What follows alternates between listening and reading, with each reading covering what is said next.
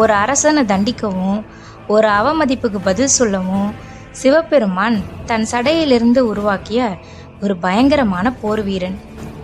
தேவர்களும் பயந்தாங்க. ஏன் இவ்வளவு சிவன் கோவப்பட்டாரு? யார் அந்த வீரபத்ரர்? அவர் எப்படி பிறந்தாரு? அந்த சுவாரஸ்யமான கதையை நாம பார்க்கலாம். வாங்க கதையோட பயணிக்கலாம். தக்ஷனுக்கு ஒரு மகள் இருந்தா. அவ பேரு சதி. அவ பேரழகி. சிவபெருமான திருமணம் செஞ்சுக்கிட்டா. தக்ஷனுக்கு சிவன் மேல கோபம். தக்ஷன் இந்த உலகமே வியந்து பார்க்குற அளவுக்கு ஒரு மிகப்பெரிய யாகம் நடத்தினாரு.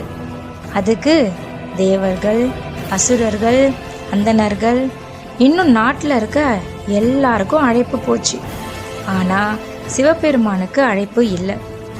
ஒரு நாள் சதி கேட்டா, அப்பா மிகப்பெரிய யாகம் பண்றாரே, நாம போலாமான்னுட்டு.